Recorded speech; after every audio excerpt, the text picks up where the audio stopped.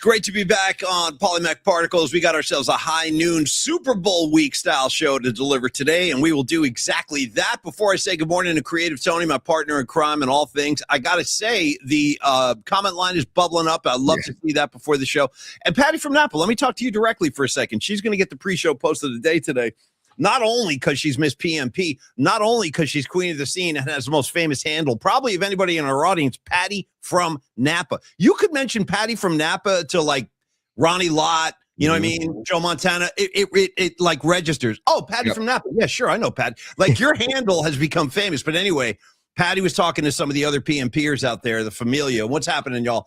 And they were talking about the Grammys, Tony, and they were saying, "Hey, you know, in the in memoriam section where you pay your respects to the musicians who left us last year," Patty said, "I didn't see Sly Stone up there. What the? You know what? Charles Grodin didn't see him either. Patty, stand by. What the hell? What the hell? I didn't see Sly Stone either. I'm hoping I just missed it because I didn't watch a lot of the Grammys. I saw the great Ozzy tribute. We'll talk about that. But anyway, Patty, point taken. I didn't see him either. I'm hoping somebody can confirm that they honored the genius that is Sly Stone. I mean, that'd be a big mistake if they left him out. Oh, Dom said he was at the end. Okay, that's all I need. Thank you, Dom. Okay. It better be. He better be on that in memoriam. And by the way, not to be a nitpicker, because the Ozzy nitpick as much as you want, by the way. And by the way, what is nit? What is NIT? I'm familiar with NIB. I know the song by Sabbath. What is NIT? What does that mean? Nitpick. That's a great question, Paulie. But maybe to intro our first ever Cut the Crap segment. Hey, Grammys, cut the crap with a phenomenal Ozzy musical tribute, but no Bob Weir musical tribute. No, they did something for. Oh, they did. Yeah. They did their little video montage of Mayer narrating. I want Mayer. I want Chimenti. I want anybody. I want Mickey. I want whoever can make it. Yeah. And to go out there and say, do playing in the band for Bobby. Yeah. Ooh, I like that. You know what I mean? I do. Break with this, and I loved the Ozzy tribute. Don't get me wrong. We're going to show a snippet of it. Chad Smith on drums, dude. Freaking ferocious Slash out there, man. Freaking and. My love for Post Malone continues to just rise every time I see him do others. And I know he's a good rapper, but dude, the guy is a phenomenal singer too. No, he really is. I can tell you this. This is when I like kind of perked up and took notice of Post Malone. You can find this on YouTube, and it's pretty freaking amazing. During the pandemic, Tony, you remember when everybody was wondering, like, including us, Tony and I would talk about this, dude, are we ever going to see a show again? Like, will they ever let crowds into the Warfield or, you know, for concerts? And no one knew, like nobody knew. So a lot of bands started performing online, and Post Malone at some point during the pandemic, he set up a band in his house, I assume, or studio somewhere. They played the entire Nevermind album by Nirvana in order. And let me tell you what, as a guy who tries to sing, that is some of the hardest stuff I can't sing it. I can't do it. I mean, like he's tearing his throat up, Kurt Cobain, every time he sings, but Post Malone crushed that. So as soon as I saw that, I was like, damn, bro. Okay. Respect. You know what I mean? I had to stand down. Yeah. The first time on the Spider-Man Into the Spider-Verse soundtrack, there's a song called Sunflower that he sings a duet with, and he crushes it. I'm like, wait, that's Post Malone? And then he did that country album last year, which is really good. And then I highly recommend go watch his NPR Tiny Desk concert. Watch his NPR Tiny Desk concert. It's fantastic. But anyways, Post Malone did a great job. We're going to show some of that later on the show. Okay. Paulie, we got some numerology we got to get to right out of the gates. And yeah, the Grammys were entertaining last night. But man, lots to go over the weekend, dude. We got some new peeps coming to the Bay. I'm so pumped about both new additions to the Niners and the Giants. I'm pumped about both, but go ahead. Well, you're psyched about that, but you're also just pumped about the musical stylings of New Edition. I know you're a fan of like you're a New Edition guy. I saw them live. Absolutely. Giving you props. Here's what I want to do before we start going down the rabbit hole, as we have been known to do and probably will do several times today. I want to say that don't forget we have one of our great this guy's been a great friend of the program for a very long time. Great friend to the Murph and Mac show for years. He is Mark Cannizzaro, New York Post. He'll join us at 12:30 today, and we're going to talk Super Bowl. Yeah, the real Marky Mark, not Mark Wahlberg and Marky Mark and the Funky Bunch. The real Marky Mark Cannizzaro. When I think of Marky Mark, I think of Cannizzaro, not Wahlberg. Just for the Cannizzaro, and here's the things Cannizzaro and I bond on: our love of Bruce Springsteen, our love of great pizza. And by the way, don't sleep on Cannizzaro as just a patron of the musical Yes. scene at large. Like he will Yeah. go anybody anytime. He's texting me, dude, I'm seeing Derek Trucks. Dude, I'm at Warren Haynes. Dude, I'm at Guns N' Roses. Like he'll always like send updates for all the shows. So he's an open-minded guy. He loves live music. I'm just throwing that out there. And by the way, I forgot. Yes, absolutely. We'll talk music. We'll talk football, of course. I want to talk a little baseball with him too, and all things New York. But Paulie, Good day, everyone. Nice. That's how Vargas has to start the day for us. One more time. Good day, everyone. Vargas, that's how we intro the numerology segment before we get going on the show. The numerology, we are episode 254, episode 254. I got good ones. I got some good ones. Me too. So go first, and then I'll jump in. Go.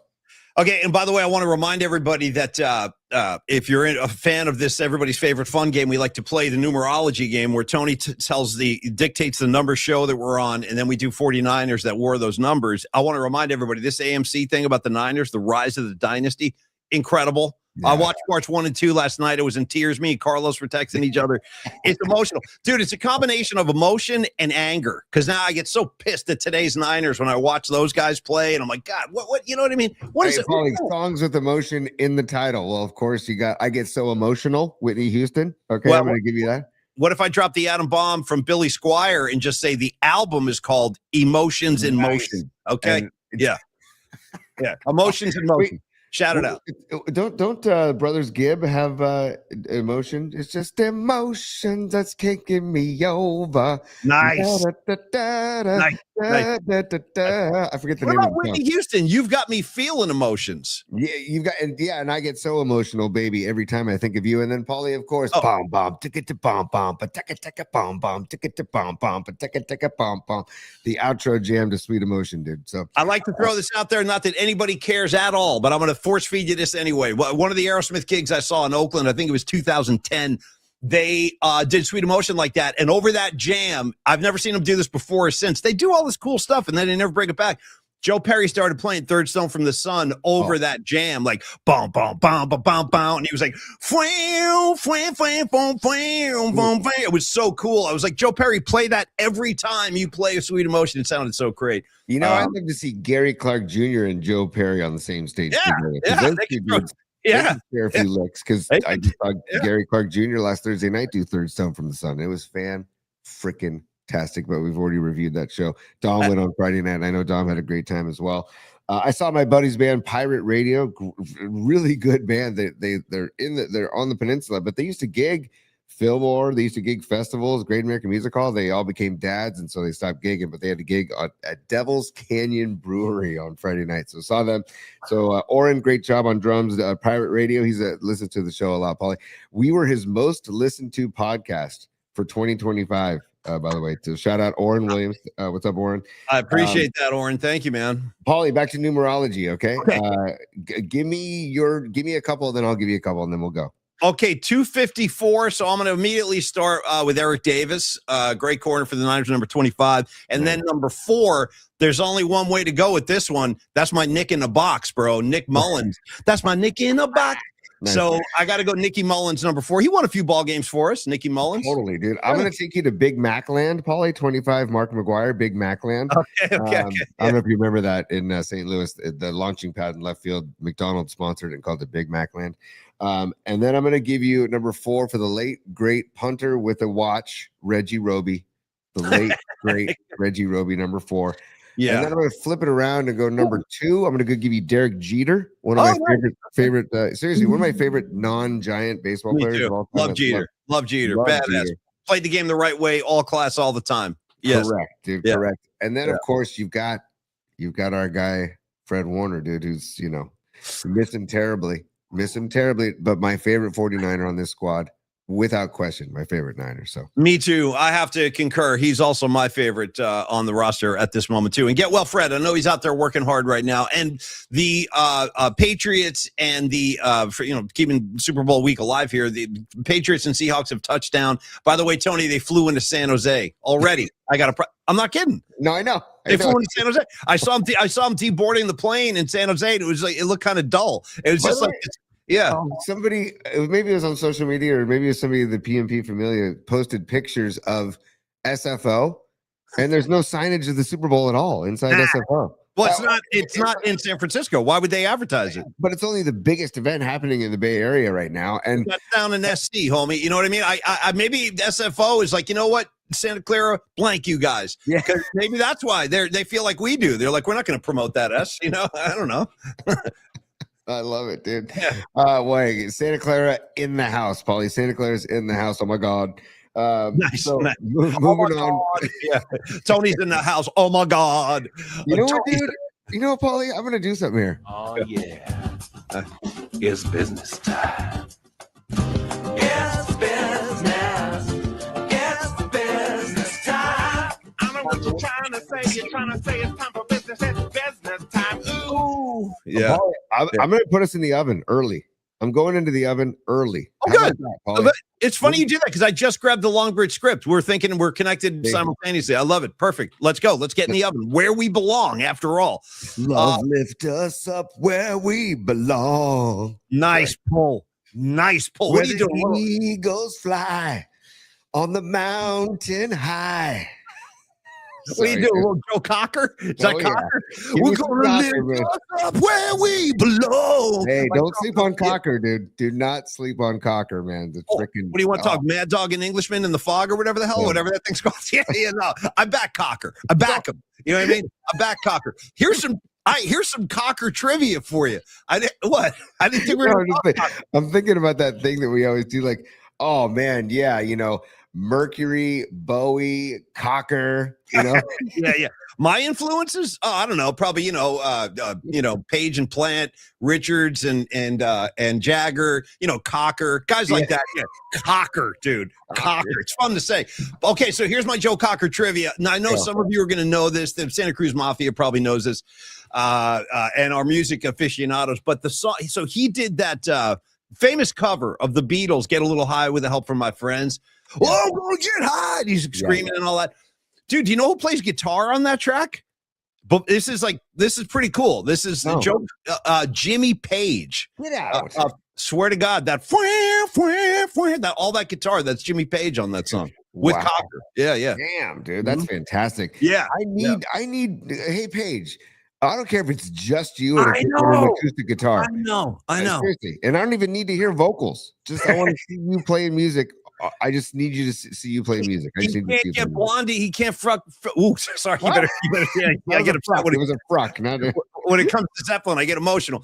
He can't get his blonde Goldilocks singer over there to get off his A and sing some Zeppelin. Robert Plant. How about Robert Plant, but who I love, but it's still got to break his balls. He's out there touring constantly. He's like, no, I can't play any Led Zeppelin. I won't play with Jimmy Page. The guy goes out on solo tours. He plays all these Zeppelin songs. What the hell are we doing? He won't do it with Page, but he'll do it with, Krause and all these others. Anyway, it upsets me because I agree. Give me Jimmy Page, for God's sakes. God, dude, yes. I mean, seriously. I mean, give me, and also, God, I mean, the Robert Plant and Alison Krauss stuff is really good. But I just listened to Mark Knopfler did a duet album with somebody, and I'm blanking on who it was recently, but it's really freaking good. Anyways, I don't even know why I brought that up, but it just really... Mark Knopfler did a duet album. I'll have to look it up, Paulie, but it made me think of that duet album. That is, I wanted to recommend to people, but I can't remember it. So no problem, Tony. While you reconsider that, I'm going to talk about Longbridge Pizza. One of our no, seriously, we're in the oven. Let's do what we got to do. Sorry, Paulie. It's Mark Knopfler and Emmylou Harris. That's what it is. Oh, nice, dude. Yeah. I didn't even know about that, but I love me some Emmylou. Really good, and dude, and I like me some Knopfler. You put them together, and you got a really good combo. So. I like Knopfler too. It's hard not to. If you like guitar playing, how do you like? No, Knopfler, he sucks. You know what I mean? I've never heard anybody say that. All right, Longbridge Pizza, where we belong, in the oven. We're firing up pies, except for today. That's the one thing about Longbridge. They do close on Mondays, which is fine, and they will be closed today. But tomorrow they're back in business. I expect them to have a very busy Super Bowl week. Tony, I know you have a big announcement about Longbridge. I'm going to throw that to you in a second, but last night I'm hanging out. I'm watching the 49er Dynasty show on AMC. All of a sudden I get a couple texts. Here it is. Here comes Neil Donardi. And he goes, hey, Paulie Mac, check this out. I'm finishing up the week the right way. And he sends me a picture of his TV at home. My man Neil Donardi on a Sunday night, dude, he's watching Grateful Dead from Alpine Valley 1989 on his flat screen at home. I'm like, bro, I can't tell you how much I freaking love you watching the Grateful Dead on your big screen to wrap up the weekend. But that's exactly what he was doing. And that kind of gives you a peek into the kind of guy he is. And I know we have a lot of visitors coming in to the Bay Area from out of town this week. And I cannot recommend it. If you're looking for a great pizza place, we got it for you right here, Longbridge Pizza.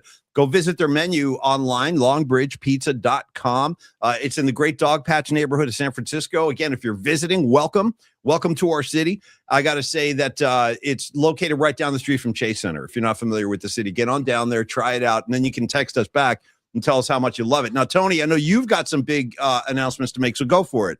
I got some updates on Neil. By the way, Neil and his son Nico, by the way, one of the pizzas named after his son Nico, they showed up at my daughter's basketball game this past Saturday, fifth grade hoops, and they're sitting there. He's sitting on the bench talking to my mom and dad, and he's watching me coach on the sidelines and watching me get worked up about girls that are not understanding the 2-3 zone versus man-to-man, or as we call it, girl-to-girl. Because how old are these girls? Fifth grade. Grade. What are they, 10 years old? Yeah, 10 years old. Yeah, It's they're not awesome. grasping zone defense concept. There's just not, they got other concerns right now. Shout out Adam Friedenbach, the head coach of the team. He's trying to get them to like full court press. And I'm like, dude, you are ambitious, buddy. I love it. So it's great stuff. Fifth grade hoops. Neil was there. He was there. Also, newsflash.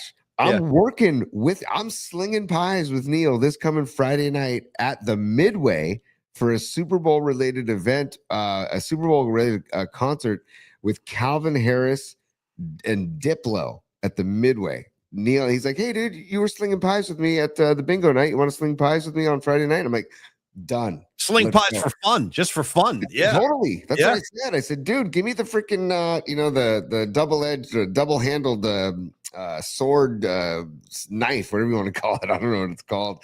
Neil has a name for it. But anyways, a pizza cutter? Yeah. I mean, we do the roller. By the way, the technique that Neil taught me is to slam the roller down first and then roll. And you hear the crust all crunchy. It goes, I love that sound. It's one of my favorite sounds. Bubbling, sizzling, coming out of the oven. I got the sauce. Yeah. So here's how I want to spend the rest of the time of Longbridge Pizza Spot.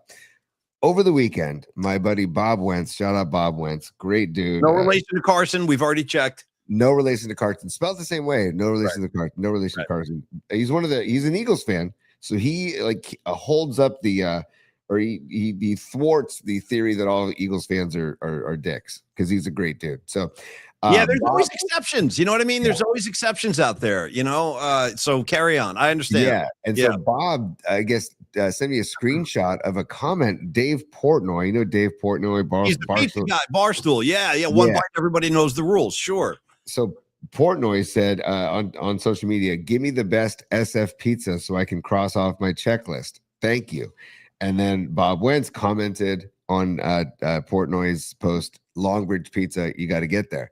And then I said, oh, I'm going to comment on it too. So we commented on it and said SF, they keep the SF traditions in style using sourdough crust. I saw that. That was a good post. Yeah, I saw that. Mm-hmm. So I'm saying, people, go to Dave Portnoy's Twitter account and comment on his comment and suggest Longbridge Pizza. Let's flood his Twitter account with Longbridge Pizza and get Portnoy to do a pizza review at Longbridge Pizza this week. Because, dude, everybody is at Moscone Center all week long for Radio Row and doing all the events and all that stuff. There was the freaking tug of war yesterday. By the way, I don't ever need to see NFL players doing a tug of war ever again. Unless you know what? Let me tell you something real quick. I didn't know that they did that yesterday, and I couldn't be happier that I missed it. Yeah. I mean, again, last year I tuned in for the Pro Bowl. Yeah. And what I saw last year was Juszczyk kicking field goals. And I knew this is no longer something I need to be concerned with. So no, I don't want the tug of war. I don't want them playing Twister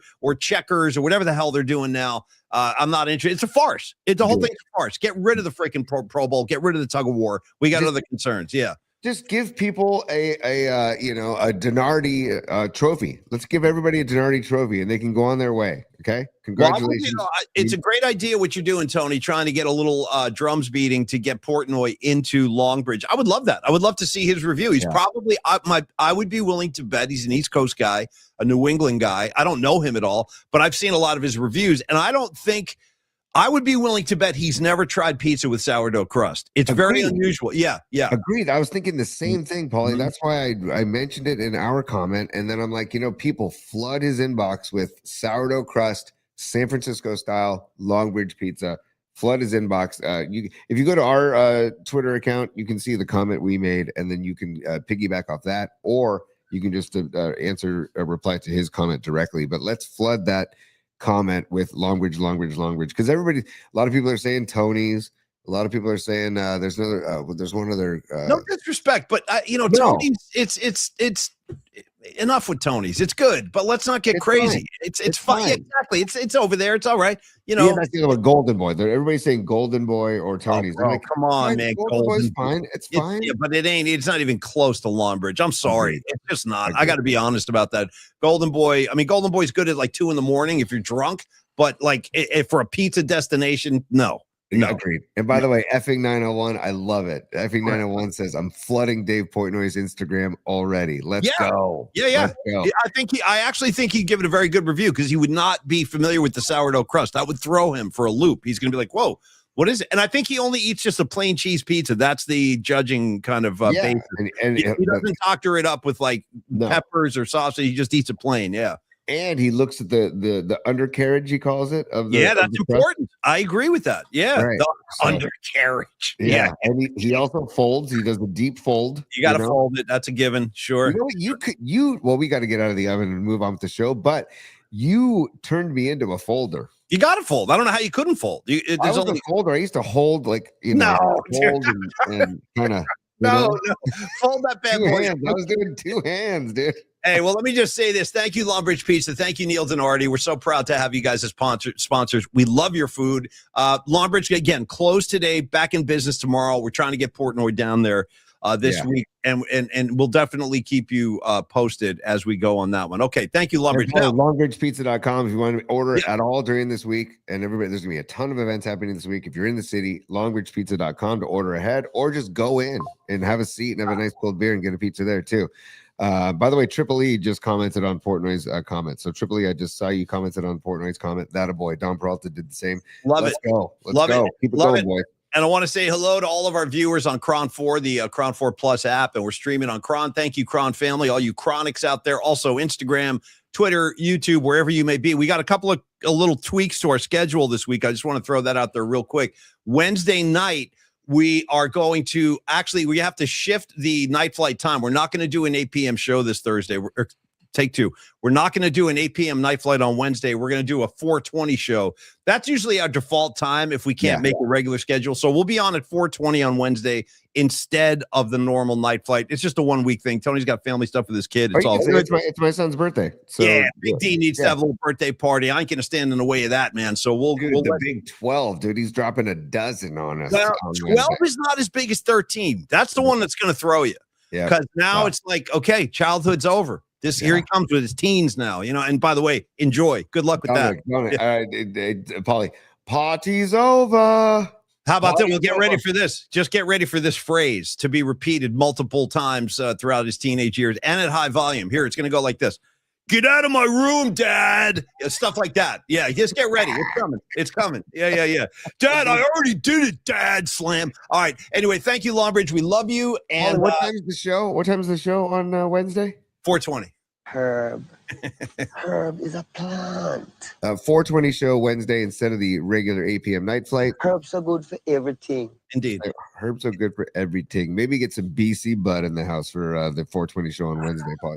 Listen, it's not it's been known to happen. Have you sampled the latest crop? Have you dabbled? Yeah, I have. It's nice, right? Nice and light, and everybody has a good time.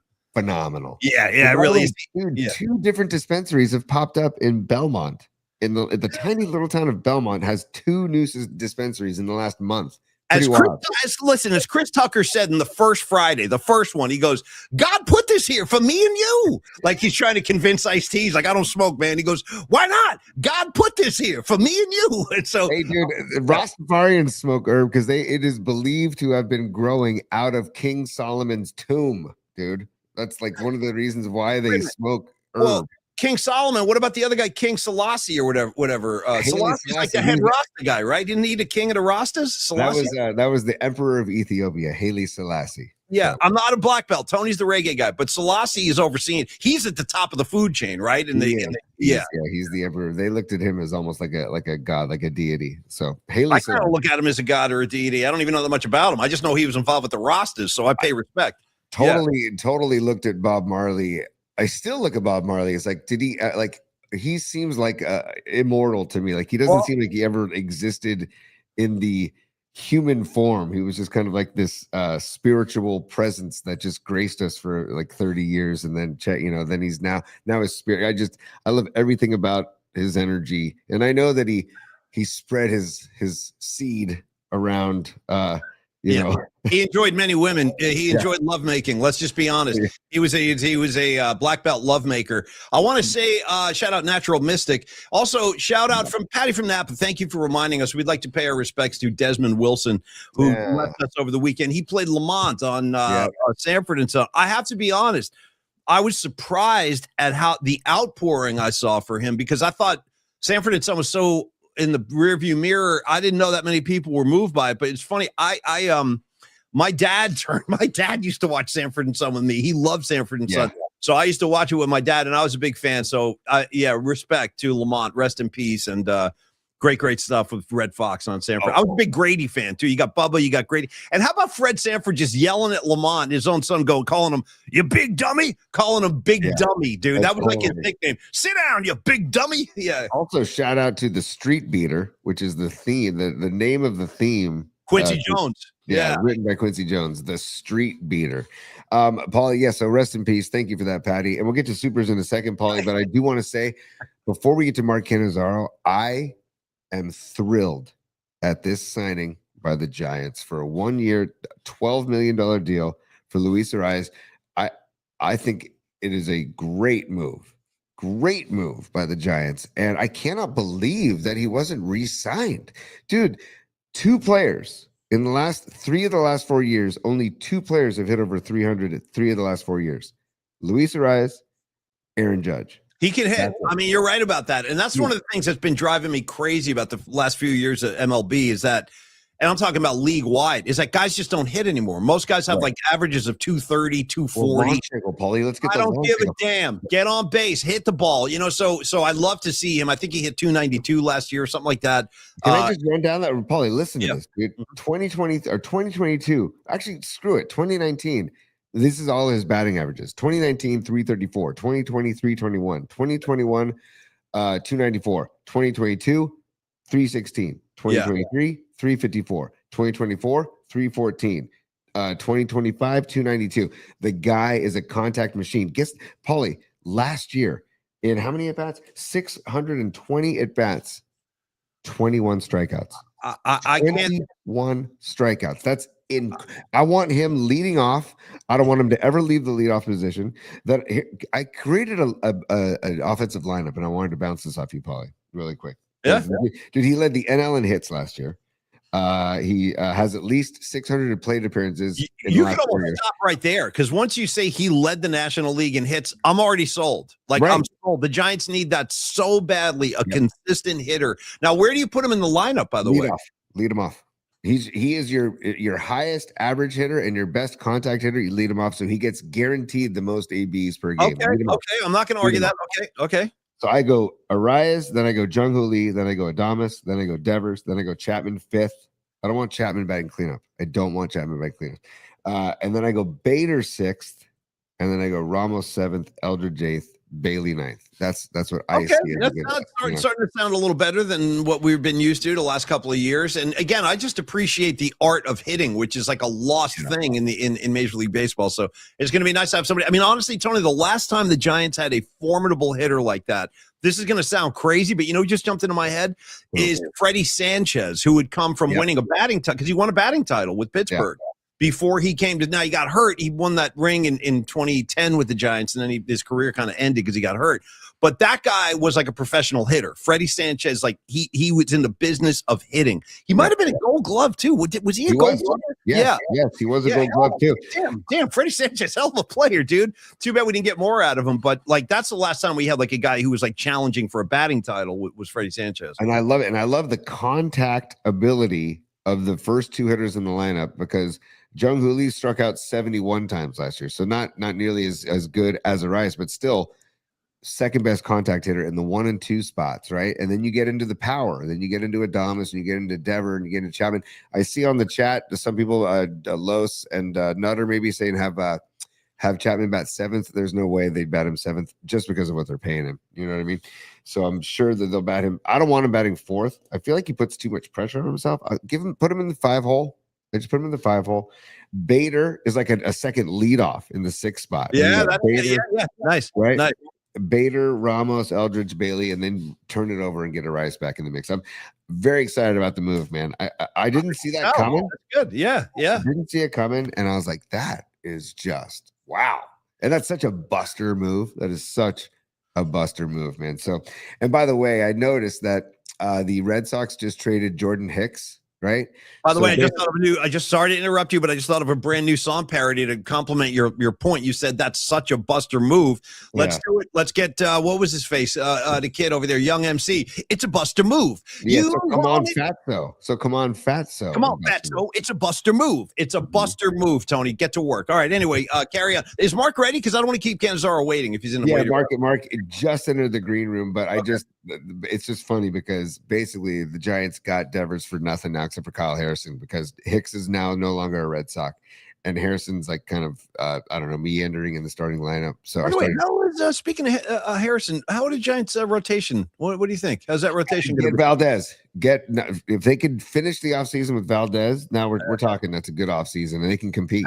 I was talking to a couple Dodger fans yesterday and they were like, damn, that's a good move with Arráez. And if you guys were to get Valdez, I mean, damn. And I mean, you know, Dodger, they're just patronizing you, man. They don't mean that. The Dodger, don't sleep on the Dodgers' age. They are older. Okay, except for they are older, and Shady Shohei's going to get caught doing something at some point. So Shady Shohei's not going to play in the World Baseball Classic. I think he bowed out of that bad boy. Boo. Maybe he needs to like clean his blood, like Keith Richards used to do in the when he had to drain all the toxins out. Give me some new blood. That was Keith in the early 70s. Look into it. All right, I want to say this before we go to Mark Cannizzaro.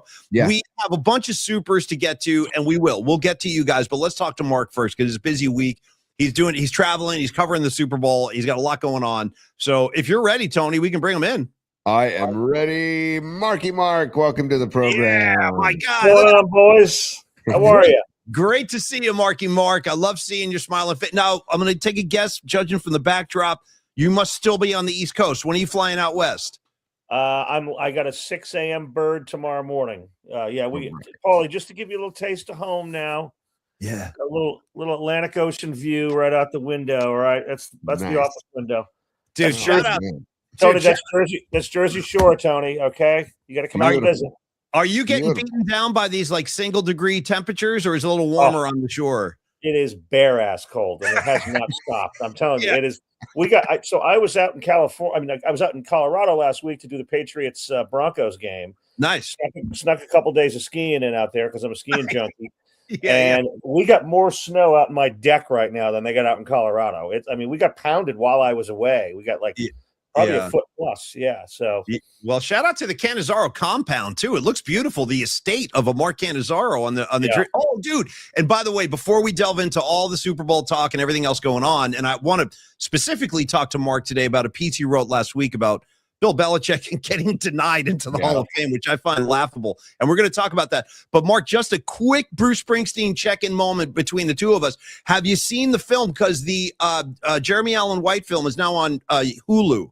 So you can watch it if you have Hulu. Have you checked it out yet?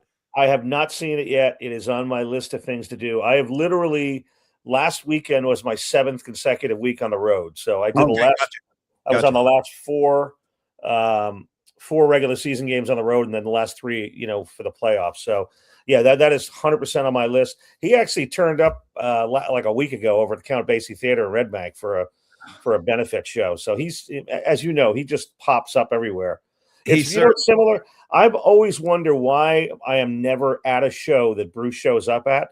The same way the same way I'm never invited on this podcast on Roby Tuesday because I'm ready. I got robes, man. I'm ready to go. Noted. I wasn't expecting that, but noted. Yes. Let's toss that in the schedule. Just a random Tuesday schedule. We can Brother, talk about anything. If we can get you in a robe, done. Yeah. Let's Yeah, make it happen. it's a done deal. We will definitely make that happen. And wait, you're going to be dazzled. Wait till you see Tony's. Tony's had some new additions to his wardrobe. He's going to blow you away. That might fall into the too much information category I'm gathering. But well, perhaps. But now, Mark Cannizzaro, I want to do a quick taking of your temperature with this Super Bowl. Since you were covering the Pats game last week, let's start right there. Drake May with the shoulder injury, it's starting to become a little bit of a story, and people are wondering how healthy he is. I don't know how do you gauge that and judging on what you saw? Well, I didn't even notice he was hurt last week, nor did anybody. And, that is obviously because it's Super Bowl week. And I wrote some column the other day. There's going to be, Vegas should set the over under on how many times he's going to be asked about that, starting with tonight's media night this week. I suspect, by the time Sunday comes, they'll be the full 2 weeks removed from the game. They have to put these guys on the injury reports as they, if they're going to not going to practice full. So I'm not suspecting it's going to be a big deal. I really don't think it's going to be a big deal. And how do you feel about this Patriot team? It's what they've done is really impressive. Vrabel, I think, is likely to win the coach of the year, and he's probably, warranted in winning that award. I don't know. There's something about this Pats team, and maybe it's just me, Mark, where I don't want to give them full due. But I don't know. How do you view this team? Are they as good as they certainly seem to think they are? They're in the Super Bowl, but I don't know. I think they got a tough task with the Seattle team in front of them. How do you view the Pats, Mark? It's weird to me because there's a little bit of a dismissal and lack of respect on either side, because I think there's an element of people that don't want to believe in Sam Darnold, right? And that's just been the narrative of his entire career. Yeah. Listen, the Patriots have played a ridiculously easy schedule. I wrote a column about it the other day. Are they lucky or are they good? I think they're both. Yeah. This is a team that's won 16 out of its last 17 games. And Seattle's going in. I think they've won their last 9 and 13 out of the last 14. So it's like the perfect Super Bowl that way. I will be stunned if this is not a last possession type Super Bowl. I really don't see Seattle running away from New England. I think the Patriots defense is too good. Patriots run the ball pretty well. That tends to keep, teams in close in games. Yeah. But listen, Drake May's, he's 23 years old. He hasn't played that well in the playoffs, but that said, listen, Sam Darnold's coming off maybe the best game of his career last week, but this is also a guy that led the league in turnovers. I think he had 20 turnovers this year. So, and May was turning the ball over, up until last week in Denver, which was shocking because the conditions were spectacularly cool. Yeah. There was just like in terms of the snow and the wind and all that kind of stuff. As a fan, you love to kind of see that. But he didn't turn the ball. He didn't turn the ball over once in that game, and I thought that was the best thing he did that entire game. So each of these teams has its flaws, and it's weird. Like it sounds like you're not 100% believing in New England because I got the easy schedule. They only played 3 teams and winning records. Right. This year, they went 1-2 against them. They split against Buffalo and they lost to Pittsburgh. But I'm not really a believer in that. I think they're a pretty complete team. I think Vrabel is a really, really freaking good coach. And coaches can keep teams. They can scheme up to keep teams in games, which are things that Belichick did over his time as well. Mark, I like how May used his legs against Denver and seemed to use his legs all postseason. Because if you look at his stat lines, they're not overwhelmingly good. But then he's using his legs at the right time. He's tough to bring down. And then on the flip side, I like how Mike McDonald in Seattle is he's not game managing Darnold, but he's also limiting what he's expecting out of Darnold, it seems like. And the chess match between these two coaches is what I'm really looking forward to. Yeah, I think that's cool, Tony. And just back to May. May had 400. I'm just looking at his numbers. He's put 450 yards rushing during the regular season this year and 4 rushing touchdowns. So he is a deceptively good runner, not just a scrambler. Yeah. And he did. Quite frankly, I think his legs won the game in Denver the other day. The most back-breaking plays for the Bronco defense came when May was running. That play call at the end of the game, the rollout to basically seal the game was a great play call. Really impressed with that play call. So, I mean, I feel like, I think that's something to watch. With I mean, without question, I can't remember the chess match as you're talking about is going to be really, really cool to see. Yeah, the Darnold thing. It's interesting. He has had two completely different games. The San Francisco game, they really didn't need him to throw the ball because they were just completely dominated the Niners. Right. Unfortunately, I hate to bring that up in no, your territory. All right. Hey, that's the reality. Yeah. I mean, listen. I mean, I look at that game. I mean, the dam just broke on the 49ers. They were holding it together with Band-Aids and Scotch tape, basically, and that was the game. It all came crashing down on, because I mean, they did a great job, Shanahan and Saleh and all those guys, to keep it all together. But Sam didn't have to throw the ball in that game. I think he was like 12 out of 17 for 100 and change. Didn't even throw a touchdown pass, I guess. I mean, they're not. I mean, basically, Seattle was able to do whatever it wanted to do against them. Now, last week, they knew they were going to have to score some points against the Rams, because the Rams are prolific, and obviously, Stafford had thrown 47 touchdown passes or whatever it was this year, and so. That really opened my eyes, Tony, that Sam, because my thing about Sam has always been, I'm not sure he can put his team on his shoulders and carry it. Yeah. But he did do that last week. He did. He so did. Like you said, probably the best game of his career. Yeah, probably the best game of his career last week. Yeah. And what about, you were talking about, sorry, Tony, go ahead. Get it in. No, that's it. That's what I was just going to say. I was really impressed. And I'm pulling for the Seahawks, and I'm getting flack for it because they're the Niners' rival and NFC and blah blah blah. But I'm pulling for Darnold because I like him, first of all, and second of all, I was just really impressed with how he's come on late in the season. Like against the Niners, we were waiting for one of those turnovers, and they never happened. Listen, the narrative going into the Niner game was the fact that Sam stunk last year in the playoffs for Minnesota, and that was one of the reasons they didn't bring him back. And as we all well know now, very mistakenly put all their shells in JJ McCarthy's basket. Yeah. Didn't turn out so well as it turned out. But Sam, didn't play well. I want to say the last regular season game last year for Minnesota. So it didn't look good late for him at the end. And so the narrative with him there was, he really doesn't perform well in the clutch. Well, what happened last week? Last week he was the best player in the field. Totally. So, Marky, you were just talking about, the chess match aspect of this game, and you mentioned how much you like Vrabel, and I like Vrabel too. I really do. And I think he's, worthy of winning that award. Which of these two coaching staffs in your mind is the stronger of the two, or which of these two teams has an advantage in terms of their coaching and coaching staff? I'm a big proponent of Vrabel. I think McDonald's done a stupid good job, so it's hard to take anything away from him, Yeah. I mean, I think it's pretty damn close to even, but if I'm going to take anybody, I'm probably going to lean on Vrabel a little bit. But I mean, there's no distinct edge, I don't really think, on either side, in my opinion. Right. And by the way, Marky, just on a social note, a personal note, when you fly out to the Bay tomorrow, I'm just curious, because Tony and I have been talking about this, how the game is being presented to the country under the San Francisco umbrella. Oh, look at the Golden Gate Bridge. Oh, the cable cars on Nob Hill. Ding, ding, ding, ding. Oh, the fog rolls in, the majestic fog. But meanwhile, the game's like an hour down the road in Santa Clara. It's a big difference between Santa Clara. So where are you staying? Where do they have you situated when you come to town? I'm going to tell you right now, there's no way in hell I'm staying in Santa Clara. I can tell you that right now.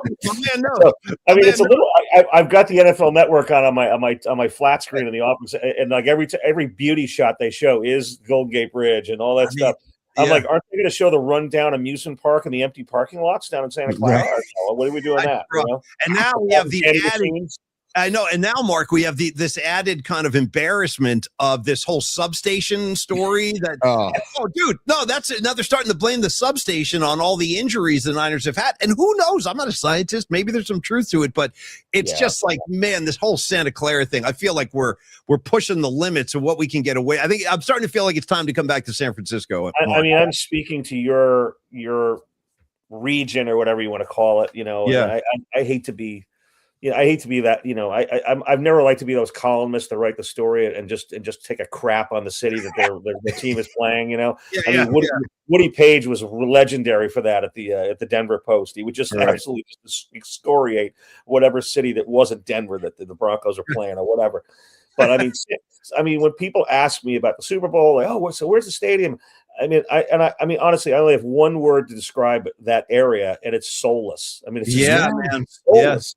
Yep. I mean, it's just, as somebody who covered games at Candlestick Park and San Francisco is literally, and we've talked about it before, it's my favorite city in the world. And I mean, my wife and I did our honeymoon there, and to not have the football stadium even within like the same region as the city is disgusting to me.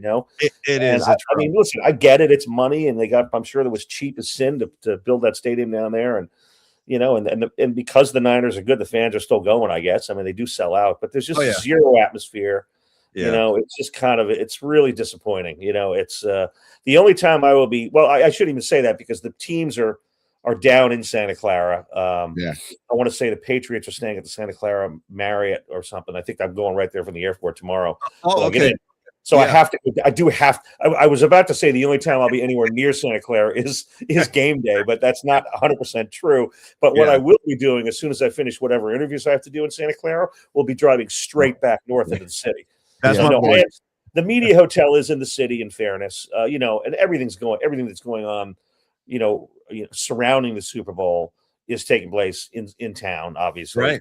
Right. And Paul, I'm still waiting for those Killers tickets, by the way. I just need one, man. One. I'm looking around. I mean, I'm asking. It's tough though, dude. All the Super Bowl stuff is really tough. I was telling Mark, Tony, that Dave Chappelle is doing a gig at Chase Center, and I heard starting price, like face value starting price, $1,000. And Paulie, he's also doing a gig at the Chapel. Dave Chappelle. Oh my God! Those tickets would probably be $2,000. Mark, I don't know if you know the Chapel. The Chapel is a tiny little club in the Mission District, and it's a former chapel. It's an old chapel. Oh wow! You would love it. It's a great venue. Yeah, and they have music shows there.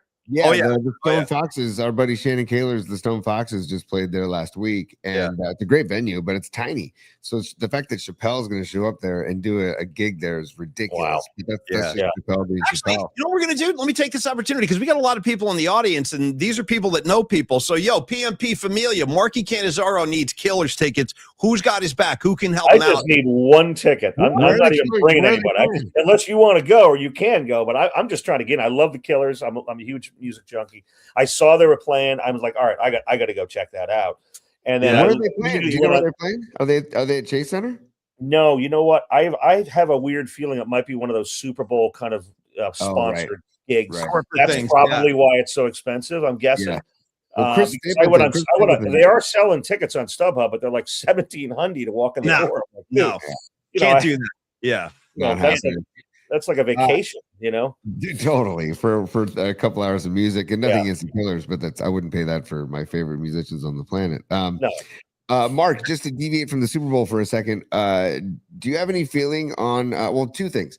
Do you have any feelings on Saleh taking the Tennessee job, and then the Niners hiring Raheem Morris over the weekend as the new defensive coordinator? Well, I'll start with Morris. I mean, I think that's a good pivot for the 49ers, if you will, with Saleh leaving. I mean, he's a proven good defensive mind, and but I love the job. That's I'm a Saleh guy. I think we've talked about it in the show before. I like Robert. I don't think he should have been fired when he was fired. Now I get it; his record wasn't great. I don't know, it was 20-36 or something like that with the Jets. But to be fired at 2-3 that that year he was fired was a joke. Yeah. It just shows how unstable and clueless the Jets ownership is, and so I love the job he takes. I've corresponded with him a few times since he took the job. He's very very stoked about it. The fact that he brought Brian Dable in to be his offensive coordinator is who is a guy who I really really like a lot too, and I think he's a really good coach and will be a good head coach at some point. The combo of those two guys, obviously both guys that got bounced out of New York, is a cool narrative in the first place. Yeah. Right. And they're both good coaches, and they got a pretty good young quarterback for Dable to work with down there. And I mean, one of my texts with Robert, he said, "I'm really excited about this one." Those were the words he used, and he is really fired up. So, the thing you worry about there is they fire coaches pretty quickly down there. So that's you hope that their ownership is has some patience. But that kind of goes for almost every club in the league. Minus Pittsburgh and Baltimore and whatever. No doubt. This was a really, not to get into a whole vortex here, but this off season to me has been the most bizarre. Like the coaches that have got, for John Harbaugh to be fired after the playoffs, whatever it was, the number for his 18 years, and then for McDermott to get fired from Buffalo after being in the playoffs 8 out of 9 years, crazy, man. And I'm looking at it through the lens of New York football, which has sucked for a decade plus, right? And we don't even get to the playoffs here. That's like an anomaly. Daboll took the Giants to the playoffs 3 years ago, and that's the only sniff we've had here. Since the teens. So. It's weird to see a head coach being bounced for after being in the playoffs 8 or 9 years when we can't even get have a team that goes 500. Totally, I totally hear what you're saying. Mark Cannizzaro from the New York Post is our guest, and I just want to spend a final couple of minutes, Mark, on the piece you wrote about Belichick last week, because I love the piece and everybody should check it out. Go read it online. Mark Cannizzaro talking about or writing about Bill Belichick, and I'm laughing again, being denied entry to the Pro Football Hall of Fame. You mentioned the New York Giants. Just to remind people, he has 2 rings with the Giants too. So that brings his Super Bowl ring count up to a whopping 8. And the committee looks at that and goes, nah, you can try again next year, with your 8 rings, just put them on ice. And just remember, and I know you know this, Mark, but it's good to say this. Tom Landry, Chuck Noll, Don Shula, those guys were all first ballot Hall of Fame, and they should be, deservedly. Yeah. But I don't understand the lot, and I'd like you to speak to this, and you can talk about your column, is on what grounds could they possibly look at Belichick and say he's not qualified to be a first ballot Hall of Famer?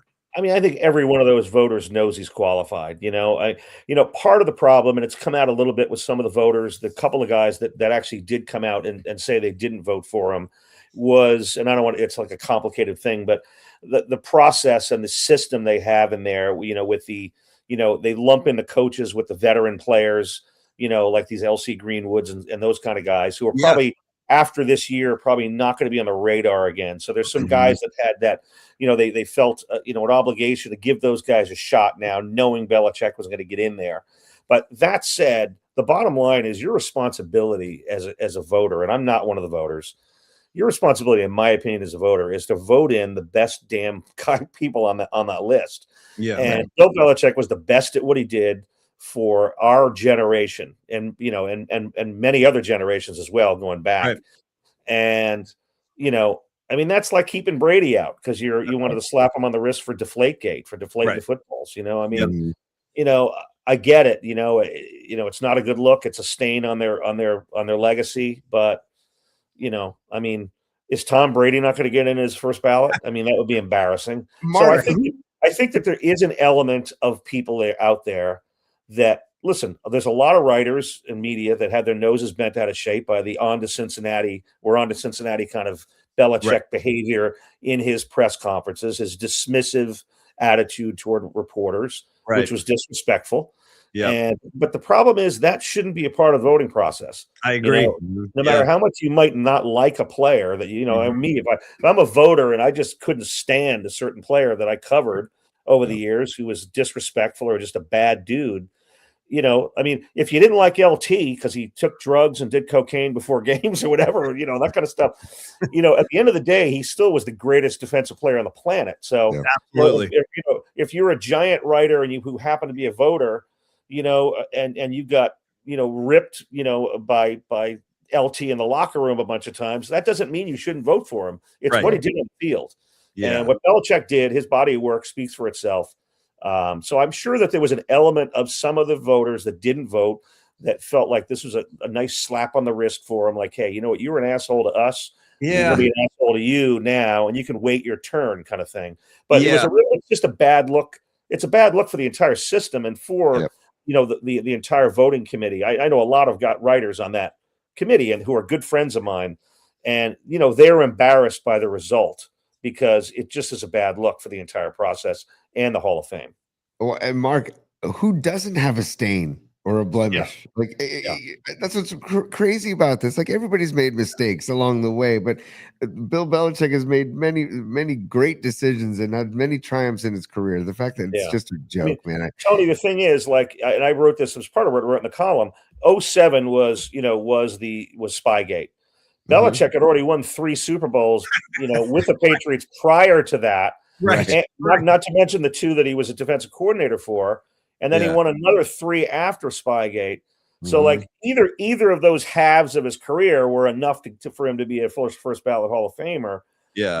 And if you want to really get technical and be a voter that says, well, boy, if he maybe he just didn't get caught from some other stuff other than Spygate, so maybe he was a cheater all along. Well, you can't speculate on that. That's never been, proven or even brought up. You know what I mean? Right. So if you're just going to penalize him for Spygate, then you got to look at what he did before. It's like a Barry Bonds thing. Like, listen, Barry Bonds was a douche to a lot of people. Are we allowed to say that? He was on the let it fly. Yes. He was an asshole to a lot of writers forever. But before, and I remember, helping out with baseball coverage when he would come to New York and, play the Mets and talk to him. And he was like, not the big bulky guy with the gigantic head and all that kind of stuff. Then he was still the best player in the freaking league at that time. That's right. So that's kind of my argument for him was like, all right, I get it. He used steroids like just about everybody else in his era did. But look at what he did before he was used steroids. He was still one of the best players in the game.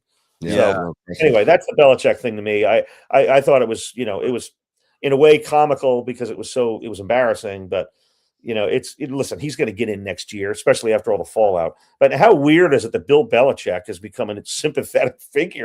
I know. Well, I'll tell you what, Marky, that'll be my last question today. And I appreciate all the time you're giving us. Thank you for that. But I wonder, and I know Belichick to a degree. You've worked with him over the years. You've interviewed him and stuff like that. Is there any part of you that sees a scenario where at some point he winds up back in the NFL, or do you think that's just that chapter is closed of his life? I think that's closed. Yeah. Okay. I mean, I think if he didn't get in that last cycle and there were a lot of jobs open, I just can't see it. And, I mean, listen, I'm not, he could do whatever he wants with his personal life and all that kind of stuff. But the whole, the young girlfriend thing and all that, you're bringing in an NFL owner is bringing in a lot of distractions, if you're bringing that whole program in. I know maybe that's not fair to say, but, I think, so now you're talking about a guy who's, in his mid 70s, with a 25-year-old girlfriend, who clearly wanted it. The other thing with Belichick is, and again, maybe I'm speaking, I don't want to speak for him, but he's a guy that's going to come in and run. He's going to take over everything. You know what I'm saying? Right. He's going to be, he is the face of the franchise kind of thing. And, maybe, does a team that has a general manager in place want to bring Belichick in? Would Belichick even work with some, Joe Schmo general manager or whatever? Maybe he will. Maybe he would. Maybe he just wants to coach the guys on the field. But I think that's past now, especially with the North Carolina thing. If he clears out, just say clears out after next year. He obviously had a terrible year this year. Yeah. If he bails after next year, you're looking at his, his resume. I was doing something. I'm actually writing a piece of Robert Kraft. Nice. Ever since Belichick, I'm just scribbling my notes over here. I mean, Brady left in 19, so without Brady, Belichick was 7-9, 10-7, 8-9, and 4-13. Those are his last 4 years as an NFL coach. And that's not disparaged that he doesn't have a good program or whatever, but is a team going to bring, I don't know, I think he's 73 now, maybe something like that. Something like that. Yeah. If he bails from North Carolina after this year, you're talking about a 74, 75-year-old coach. How are you going to have a long-term plan with a 75-year-old coach? Right. I hate to do an ageism thing, but it's just. And the other thing is look at the cycle of coaches that we just had hired around the league in the 10, the 10 openings or whatever it was. I mean, these dudes are like 35, 38, 40 years old. Everybody's feeling young, and that's been the trend for the last few years.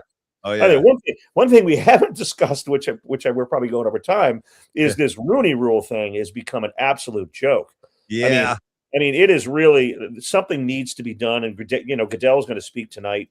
I'm sure he's going to be peppered with questions about that. Yeah, because this has really now become I mean, it's literally become one of these forums. Oh, well, we just got to get these 2 interviews out of the way so we can actually hire somebody. Right. And it really, and that's not what the spirit of the rule was supposed to be. And, no. And the number of minority coaches that I mean, Saleh is the only quote unquote minority coach, from Lebanese descent to have been hired. And this is a third of the jobs in the league were open this cycle. Yeah. Other than Robert, who's already been in the business, he's already been a head coach. I mean, there's a lot of guys out there, that. I mean, listen, I get it. Raheem Morris has had his chance already too. Hopefully, he'll get another one. But there's just there's a lot of examples here. It's not a good look for the league. No. You mentioned Raheem Morris. I was going to mention Raheem. I don't even think he deserved to get fired in Atlanta. I mean, probably not. Yeah. Selfishly, I'm glad that because he's the D coordinator, but it's like, did he really deserve to get fired in Atlanta with all? Same in Buffalo. I know a lot of head scratchers around the league. I mean, like Mark said, I mean, the Bills have been to the playoffs 8 of the last 9 years. You're fired. Thanks. Hey, John Harbaugh. Same kind of thing. It's hard to figure it out. I mean, I guess I can't speak to that. But and Paulie, Mark mentioned Belichick being about 73, 74. Not everybody can rock their 70s like Springsteen can. So no, very few. Very few. Right. Yeah, he might want to take some tips actually from Bruce and the throw on the jeans and the work boots. It'd be a better look for Belichick. Yeah, Bruce looks like a much younger. It looks like a much younger guy in the 70s than Belichick or anybody that I've ever seen. Because does not look like a guy that's well in. Skinny jeans and like he's still like sneaking into like he's the boss, man. He's the freaking boss. He's always going to be looking good. That's what he does. Marky, listen, we freaking. Oh, sorry, you got one more? Go ahead. I just want to know, Mark, when you come out west on a long flight, are you watching are you working? Are you binge watching a show? Are you diving into a playlist on Spotify or something? Like what's your approach on the flight? It's really interesting you say that. First of all, my flight is 6 a.m. wheels up. So, and I have a window seat. So I'm hoping to just crank some tunes and lean my head against the window and pass out. But I am not a good sleeper on a plane. Yeah. So I actually literally like an hour ago just downloaded some Harlan Coben and Netflix series onto my iPad, just in case. But I'm just like I do actually love to do work on a plane, but I've already looked at the seating on my plane and it's a crowded plane. Yeah. So I'm not going to have a lot of room, elbow room to kind of like work my laptop. But that's my favorite thing to do on a plane because it passes the time for me, and there's not a lot of distractions. I just throw some music on and write. So if I have enough elbow room to do so, I probably will do that. But I did download the whatever, I don't even know what it is, some series on Netflix. Hey, hold on real quick, Tony. Bring up. We got a super from Mark before he goes because I don't want to we're taking a lot of Mark's time. But Dom has a. I'm good. Okay, show Mark the super, and I'm going to back this. This is one of our sponsors. Yeah. Go ahead, read this one to him, Tony. Yeah, Dom Peralta says, Mark, check out Longbridge Pizza when you're in town. Thanks for joining PMP today. So yes. Mark, I listen to you guys all the time, so I know you're strong. And I also saw you. I saw Paulie respond to a Portnoy thing, right? On X. Firing it up. Yeah, so, well, we think Portnoy should go down there, and I think you would enjoy it too, Mark. Here's the thing. Here's what's the real identifiable kind of trait of Longbridge Pizza is that Neil, the owner, he makes his pizza with sourdough crust. I'm all about sourdough. Yeah, man, it really adds a whole different kind of flavor to your pizza experience. Anyway, check it out. I think you'll like it. I wouldn't send you to a place that wasn't rock solid. Well, so I believe the 3 of us are dining someplace. We're locked and loaded for Thursday night. Can't wait, Marky. One of my favorite joints in this. I could say it. We could say K Fico and Divisadero. I'm telling you, it's freaking awesome. I go there every time I go into town. Nice. So we will see each other there, and it won't be Roby Tuesday. It'll be Thursday, but whatever. We'll do that. Listen, we will dine like gentlemen. I promise you that much. And I'm going to pull, you know what I'll do, Marky Mark? I'll pull a nice bottle of wine from Liz's collection, and I'll bring it to dinner. We'll pay the corkage fee or whatever. But I got some good vino for you too. So we're going to have a great time. I have sipped wine with you and your better half, and she just she does not travel without good wine. I can tell She's you not that. messing around. No, she's not playing She's games. not rolling. She's not rolling in with a 2-pack of Sutter Home now. Okay. All right? She's not coming in with a 12-pack of Strohs or Old Milwaukee. No. No box. There's no boxed wine in No. Hey, with Paulie, liquor. Yeah. I looked it up. The Killers are at the Palace of Fine Arts on Nice venue. Saturday night. Nice venue. Is that a good venue? That's It's great. small but really beautiful. It's down near the water. It's kind of near the marina, that part of So town. I'm gonna for all of our listeners, I'm gonna be the degenerate walking around going, I need one. Who's got one? Who's got a single? That's what I'm doing.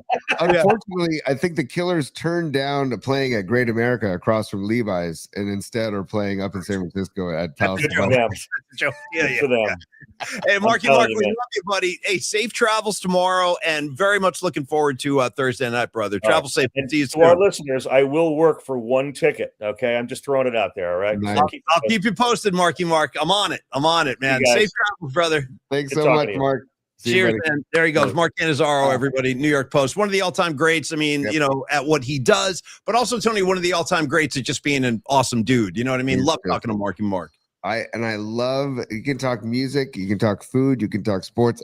I just love rapping with him about anything under the sun. And you know, I love his connection to Salah, right?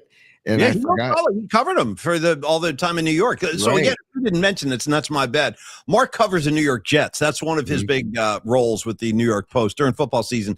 He's a beat writer with the Jets. So yeah, he definitely knows Salah. Hey, also, Paulie, just to promote some of Mark's work too, he's also an author. He's written 7 Days in Augusta, behind the scenes at the Masters, and he's also written Tales from the New York Jets Sideline, a collection of greatest Jet stories ever told. So Mark is a busy dude, as you could tell, and he'll be out here coming out tomorrow. He'll be here the rest of the week covering the Super Bowl. So We should have asked him this question. I'll ask you instead, Tony, and I want an honest answer from the heart.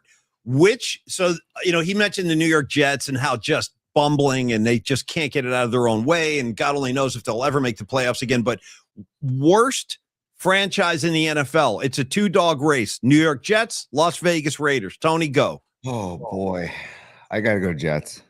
Okay. What is it about the Raiders that makes you feel? Think about it now. Give it some thought. I know, give it some thought. Yeah. The Jets have at least never abandoned their fans multiple times in moving from Oakland down to LA, then back to Oakland, now to Vegas. Like, you know what? So part of me wants to change my answer, and just the bizarro Mark Davis world that we're all living in. And Clint Kubiak is going to become the head coach, it sounds like, right after the Super Bowl. And Yeah, they got Clint. They got Clint in their sights. So it sounds like he'll be named the new coach. If you missed that story over the weekend, Tony is right. It sounds like Clint Kubiak is going to be named head coach of the Raiders after the Super Bowl. if I'm a Raider fan, am I supposed to get excited about that? I don't know. That's what I'm saying. I mean, I'm not, just so you know, Tony, I'm seriously not breaking your balls on this one. I'm not. But Tony, no, I'm not. This is like legit. I'm not being sarcastic. Tony was psyched when Pete Carroll was named head coach of the Raiders. Yeah. And I was skeptical. I mean, I know Carroll's a great coach. He'll probably wind up in the Hall of Fame. But Tony was like, dude, he's going to change the culture. He's got that youthful excitement. He's chewing his gum. He's marching around. Nothing. No change. Maybe even worse. So my question is, it goes back to what we've talked about on the show so many times. If you do not have a good quarterback, you are not going to be successful as a coach, as a franchise. You're not going to. And they struggle with Geno Smith, dude. They struggle. Geno with Smith ain't the answer. And again, Right. no disrespect to Geno. I have respect, but he's not the guy. He's not the guy, man. Maybe, I feel bad for this kid coming from Indiana now. It's almost like a death sentence. You know what I mean? He's gonna be like dead man walking, and he's gonna. What do you think? Do you think that kid will become a good pro player, starting with the Raiders? Who, Mendoza? Mendoza, yeah. I have faith in him, and I was just before the show saw this girl who was a classmate of Mendoza's at either Indiana or Cal, I forget which one, and saying that he was like an active participant in class and like challenging the professor in class. Like, you sure about that? You sure about that? Yeah. He's like, yeah. Most, well, I shouldn't say that. Not most. Some collegiate athletes aren't exactly engaged in the academic I'd process. say that's accurate. That's probably accurate. Yeah. Right. Yeah. But I think he's a bright kid. I think he's an enthusiastic kid. I think he knows how lucky he is to be in the position he's in. So you're going to get 100% from him all the time. So I'm rooting for him. And I do like the move because it brings back interest to the Raiders because they're struggling right now. And I've never been a Raider hater. So Me neither. I want the Raiders to be relevant again. And I kind of trip out on this kind of ironic twist to the Mendoza story too. How about the fact that he is a Bible thumping, God worshiping, like, everything he does is in the name of the Lord. Yeah. And he's going to be playing in Sin City. Like, it's kind of funny. It's like the worst possible place for him to go in a football sense and also like a spiritual sense. He's going to get, although his faith is so intense, I don't think he'll be tempted by anything. Opening a chapel in Vegas, Mendoza's house of worship. Come on in. Father Fernando's, right?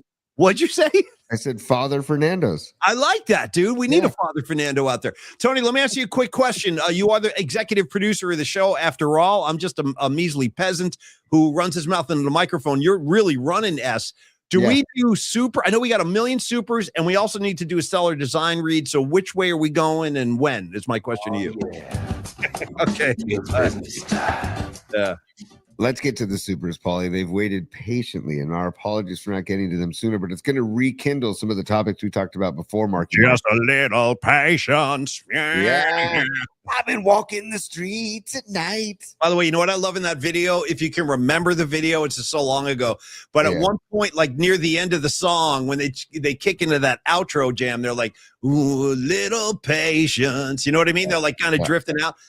In the video, Axl Rose is on the phone, slams it down, and starts kicking the phone with his boot, just stomping the phone. Do you remember that? The violence of an Axl Rose stomping the phone.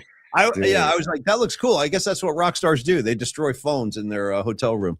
Also, it had a cool whistle in that song too, Yeah. Totally. Sorry.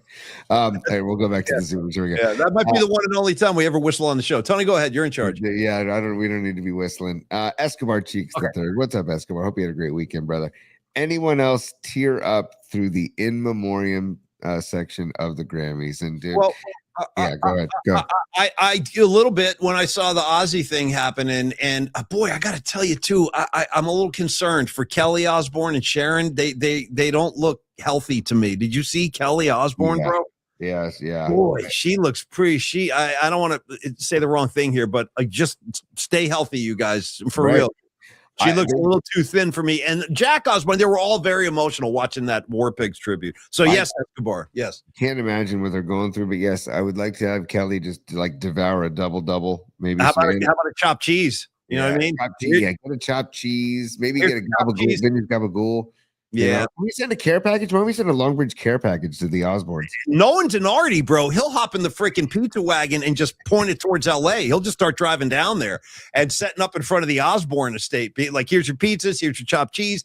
Paulie said you need a chicken parmesan. He said, like, drop off all this food. The Osbourne be like, what's this for? It's from Paulie Mac. Eat up. You know what I mean? Yeah, he's concerned. I am a little concerned. I don't want to break balls because I love the Osbournes. But what do you think? I didn't think Kelly is looking very good, man. No, she's definitely taking the slender thing a little too far. Yeah, but there's a limit. You know what I mean? There's a limit. Let's not go too far with that, you know? Yeah, it's okay. Bring it back, Kelly. One last thing. It's funny. I think I don't want to get into this, but not all men like skin and bones. Sometimes a little, you know what I mean? A little something is good to have. Gotta be able to hold on to something, Tony. 100%. 100%. That's why they're called love handles. Okay.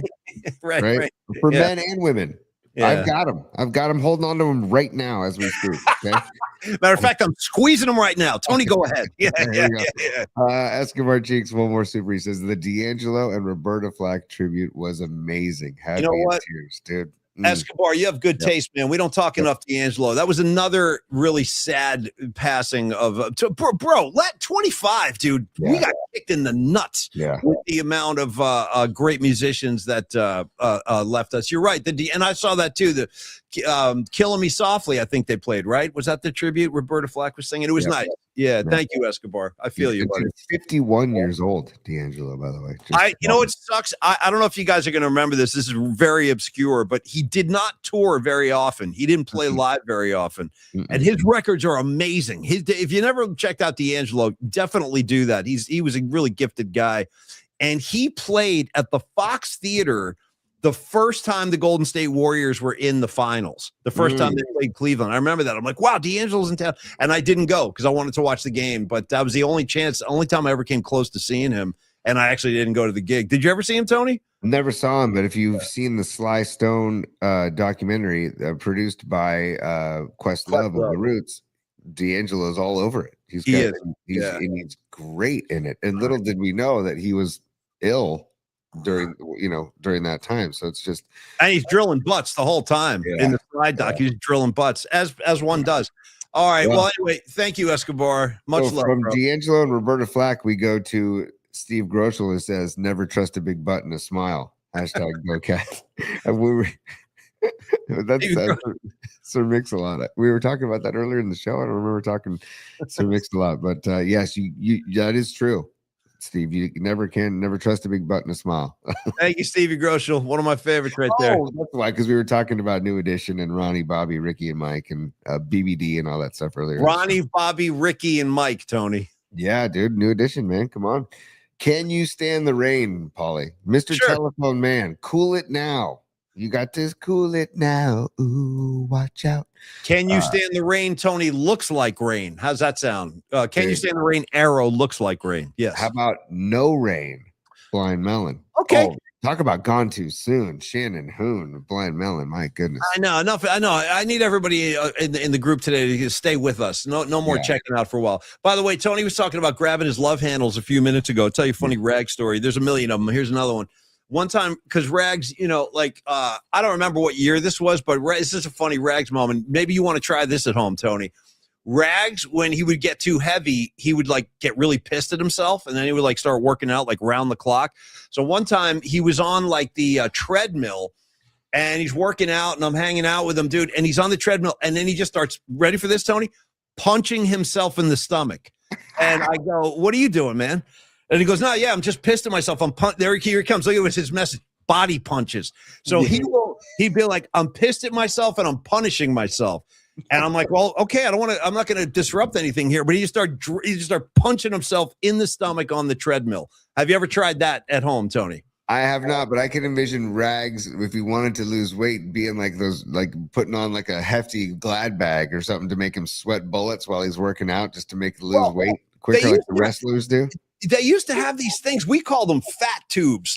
In college, it was a rubber, a little, a bustier almost for guys. And you put it on, it's the dumbest thing. You're supposed to sweat off weight that way. I mean, it might sweat a pound of water weight. And then as soon as you drink a glass of water, it's right back on. So yeah. There's not much efficacy to that one. Tony, are we still going through supers or are we done? Don't be super. Steve Groschel, thank you for the Sir Mix-a-Lot. Thank you, Groschel. And Steve Groschel, one more time, says "Emotions in Motion" by Billy Squire. We were talking emotions earlier in the show. So Steve, thank you so much for the super. You mentioned Billy Squire earlier.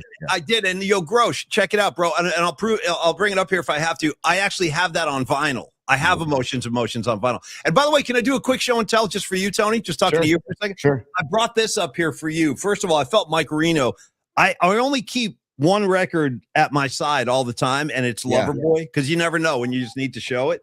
But I added another one because you were talking about this the other day. You're not ready for this, but here it comes, Tony. You asked for it. You got it. And I got this record from good old Patrick Connor. He gave this to me. I swear to God, this was a Christmas present from Patrick Connor some years back. And you were talking about this album cover recently, Tony. Soak it all in, my friend. Soak it in. Oh, the forks, dude. Yes, the forks. Yeah. Go closer. Can you give me a little closer? Give me more forks. Yeah. What the hell, dude? What? Dude, that guy needs to see Dr. Matt Young, by the way. Great call. Why? Let me see his mouth. Hold on. Rough looking teeth. Oh, that's rough. And the long mustache hairs going over the lip. Man, he needs some work done. Blackout. Blackout. out. Anyway, that's for your head, Tony. Your little show and tell right there. Love it. That was phenomenal. Made my day, dude. Here we go. Escobar Cheeks checking in with another super. He says, oh, he's doing the numerology with us. He says, for Diamador Lenore, Nice. number 2. Good call. Woodall. Nice. Dude. We talk about that linebacking crew they had. First of all, those guys won a ring. Those guys won. The last time the Niners won a Super Bowl, Lee Woodall was on the team. Woodall, Norton, and Plummer. That was a solid linebacking core, man. 31 years ago, Paul. Remember, I also used to think that Woodall looked a lot like Evander Holyfield. Thank you, Evander Like Holyfield. twins. It's crazy. Like they're identical, man. Yeah. Wild stuff. Don't get enough Woodall. Great call, by the way. We don't get enough Lee Woodall like at the Niner events and stuff. Somebody bring in Lee Woodall for God's sakes. Where is he? Call. Where is Lee Woodall? I don't know, but I want some. Give me some Woodall. Yeah. I'm trying to find Woodall. Low Steve doing some numerology. Bonds 25. Chris Webber number 4. Nice. Dude, I have another number 4 with the Warriors. Remember Ronnie Cycli? Hell yeah. Ronnie Cycli wore number 4. I've always liked the number 4. There's something about I like that number. Especially my son Dom is number 4 for flag football. So he's number 4. I like number 4. Wasn't Brett Favre number 4 too? Favre was 4. Yes. Yeah. I like 4 in baseball, especially if you're like a leadoff guy. I don't know. I just like the number 4. Lenny Dykstra was number 4. Bingo. There you go, buddy. There you go. And he says the Niner doc had me in tears for real. Los D, I can only imagine. I have not seen it yet because we had a Little League welcome party to the Little League team, the Little League Giants.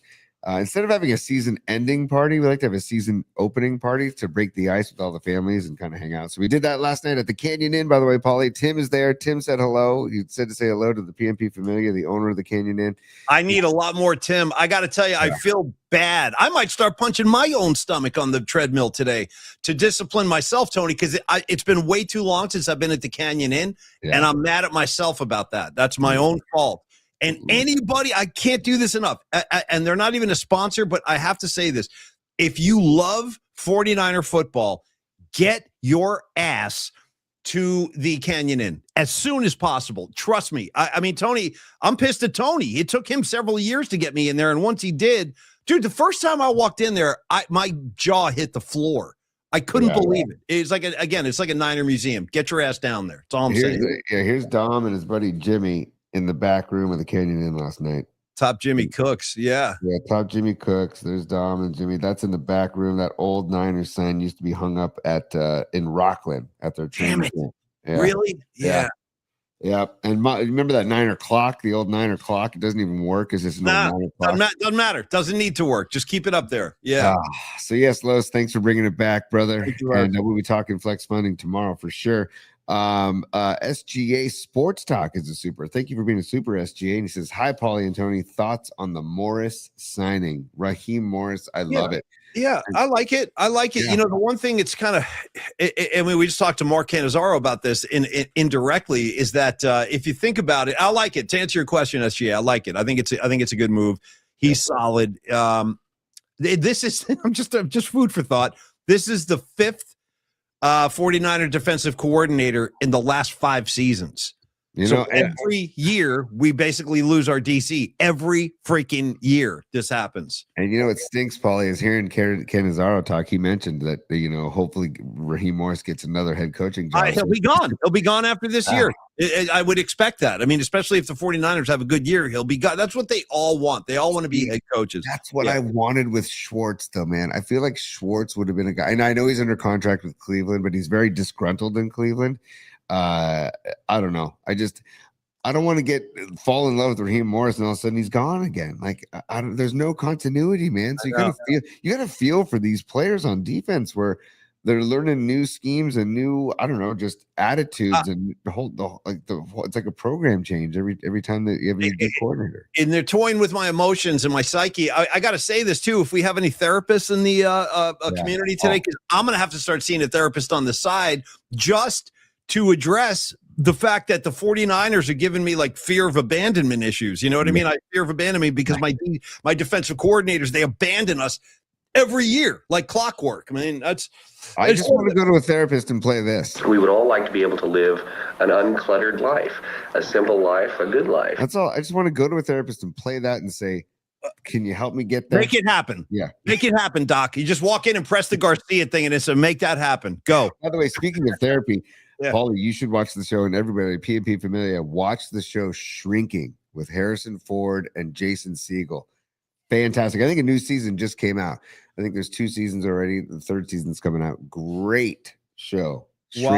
While we're chucking shows around, let me chuck this one out there too, because I got to recommend this. I saw like the first half of it. I'll finish it either tonight, tomorrow. Netflix has a great new documentary about the 1980 Olympic hockey team that beat the Russians and everything. Freaking amazing. They interview all the guys today. It's basically a bunch of dudes from Minnesota and a bunch of guys from Boston. Those are like the 2, probably the best hockey areas we have in the country.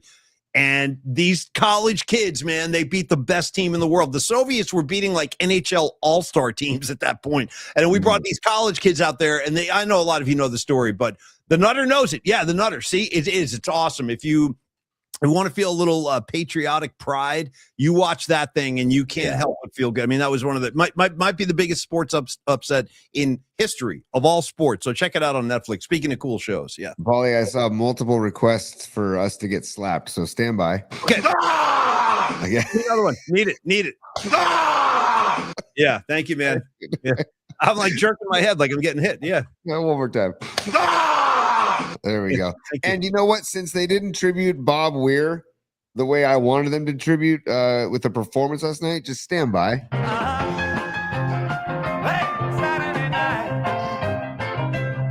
Yeah. One more Saturday night.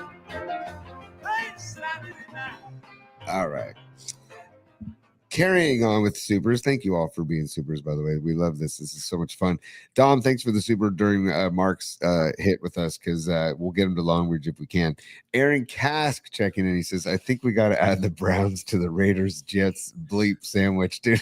Yeah, no, you're not wrong. You're not wrong, Aaron. And by the way, speaking of the effing Browns, dude, you know what we got to do? We got to dismantle this so-called Pro Bowl. They should just do.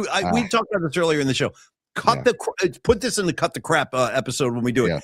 There's no point to this anymore. Shedeur Sanders is a Pro Bowler. Okay, that's all you need to know. Aaron Kask, couldn't agree with you more. I think they should just do away with it. Honestly, there's no point to it anymore.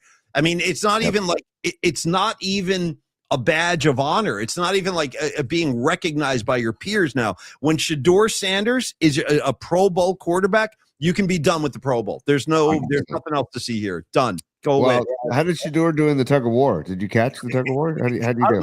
I'm more curious to see how he'll do when he does the rock climbing challenge, Tony. That'll be amazing. That really determines what kind of football player he is.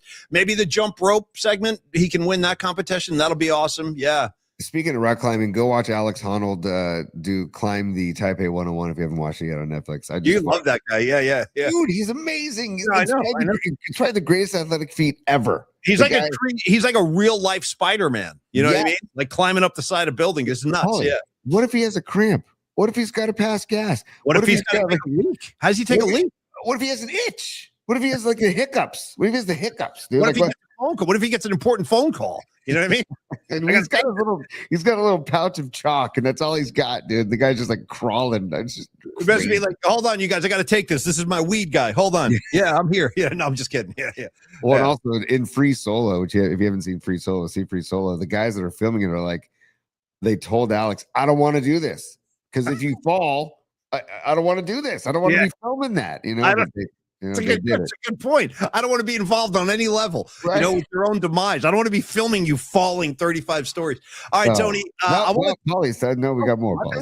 Patty from Napa. What's up, Patty? She says, P.S. You will have homework for the Bon Jovi challenge, and I'm boycotting the Super Bowl. So, yes, I've seen Patty. She does not want anything to do with the Super Bowl. She doesn't care about it. Fair enough. I understand, Patty. I really do. And you can do as you please. You run the show. Now, a quick question for you, Creative Tony, executive producer of the PMP show.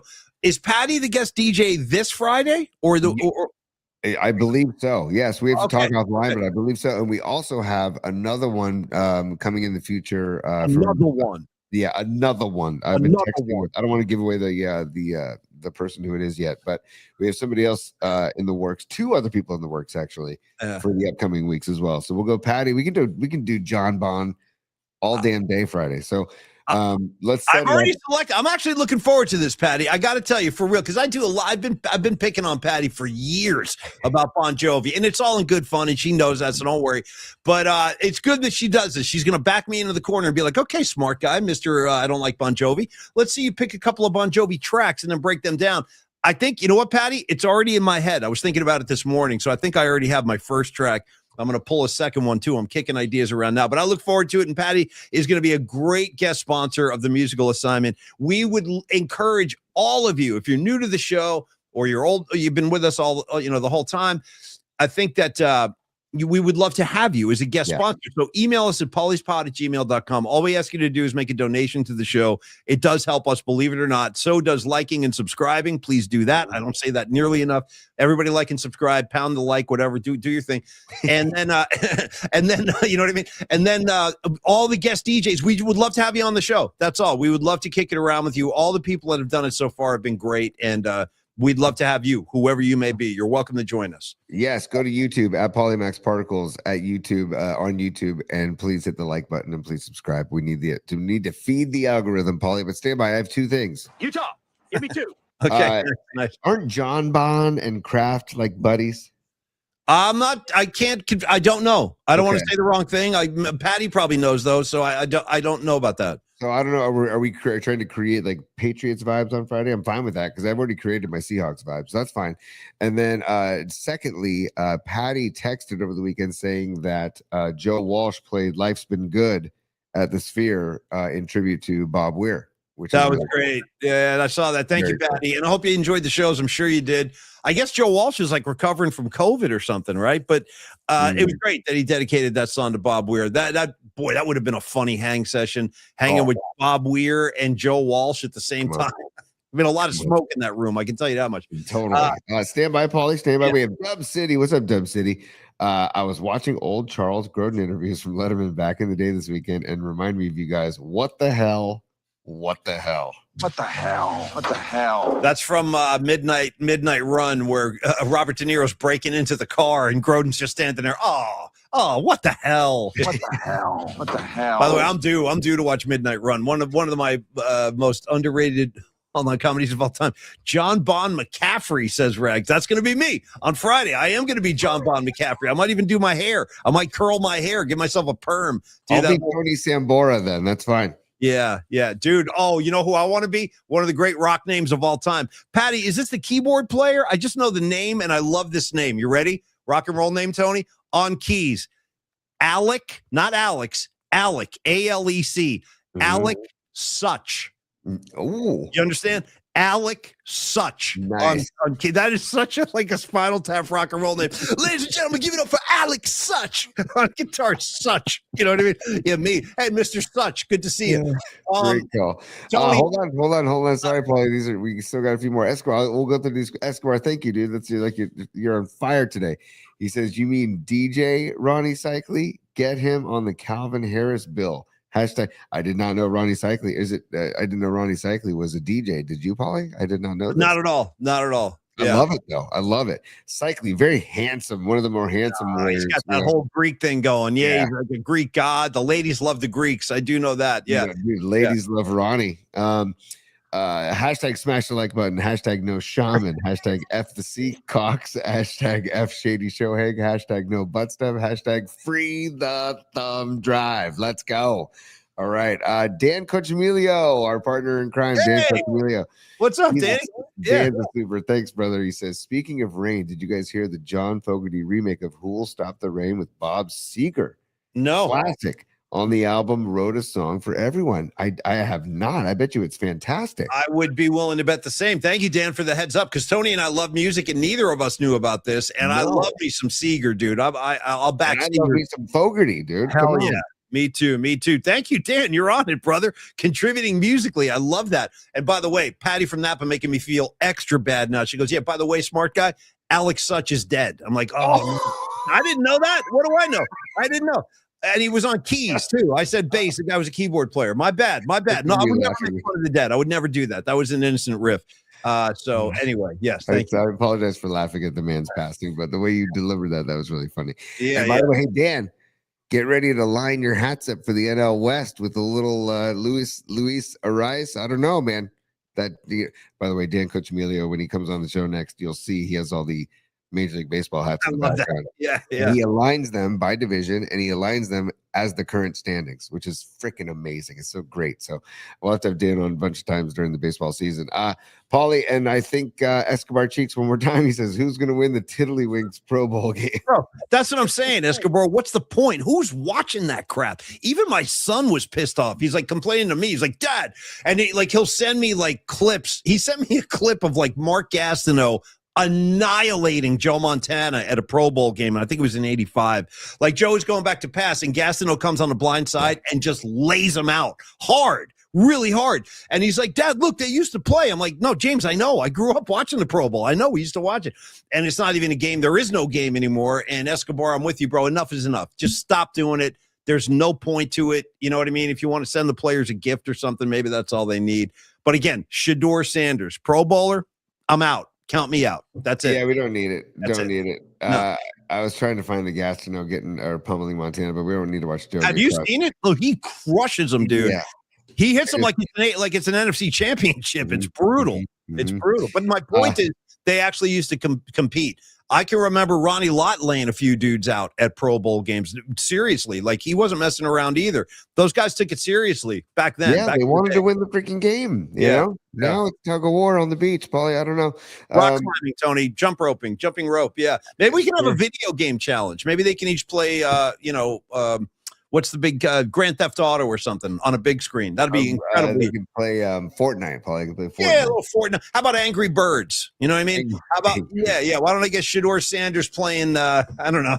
Some other guy who shouldn't be a Pro Bowler. Minecraft. I would do Minecraft, Paulie. Totally. Or you go Stranger Things, and they can get a great Dungeons and Dragons session going on. Yeah. Patty says, go to Wiki before Friday and do your homework. Alec was a bass player and passed away. Sorry, I am. I really am sorry. I offer my respects to the Such family. I didn't mean any disrespect. Don't piss off Patty, Paulie. I'm not. I know. I'm already in trouble. I know. I'm going to be in a lot of trouble on Friday. I'll play it straight, though. I'll give you all the Bon Jovi I have. And I might even surprise you, Patty. I might surprise you with some positive words. Okay.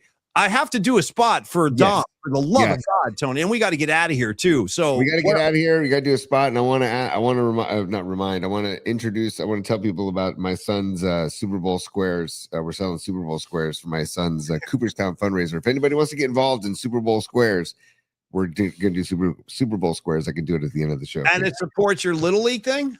We're going to Cooperstown in July, and of course, it's not exactly cheap to bring the kids and the families and everything. So every kid is doing like different fundraisers. So we're doing a fundraiser around the Super Bowl and buying Super Bowl squares. So okay, Tony, we'll get your fundraiser cooking right after I talk to you about Stellar Design from our good friend and brother in arms, Dami Peralta. Stellar Design, the San Francisco Bay Area based industrial design studio, shaping the future of product innovation. They create award-winning designs with meaningful connections between people, product, and brand. And whether you are an individual that has an idea, like a germ of an idea, and you need some visuals to help bring it to life, talk to Dom Peralta. Dom, it's funny, you guys probably know Dom, myself, and Tony and Patty, and we talk about ideas all the time.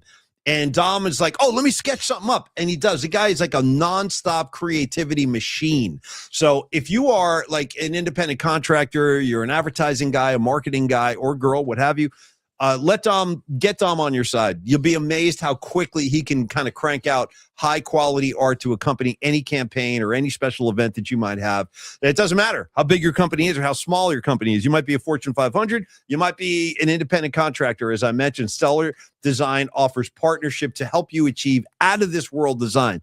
Go check out some of Dom's work. You've seen all the merch and the posters and things like that he's done for the Polymac Particles show. I know a lot of you own the gear, the shirts, and we'll keep replenishing those. You can always order more gear, but visit stellar.design and make design impact. And Dom will definitely help you achieve that. Email him at dominic@stellar.design, 650-796-3144. Big T. Go ahead, buddy. I have an idea just popped in my head right now, Paulie, because you know how I've talked about my pipe dream of the Oracle Park, Chase Center, mini spheres, and then new Niners Stadium, right? All along the bayfront there. And as I do, every time you try to say something, I interrupt you. Let me do that again real quick because you said Pipe Dreams. I want to shout out my favorite smoke shop on Haight Street, Pipe Dreams. Oh, they have been there since the 80s, as far as I can remember. Pipe, and they're still going. You know what else I like about Pipe Dreams, Tony? They're way out on the fringe. They're not like in the heart of the jungle on Haight. They're kind of like past Masonic, like going east, you know. And anyway, I love Pipe Dreams. Just wanted to throw that out there. Yeah, dude, don't sleep on Lower Haight. Lower Haight is money. You got Kate's Kitchen, Tornado, by the way, just great spots.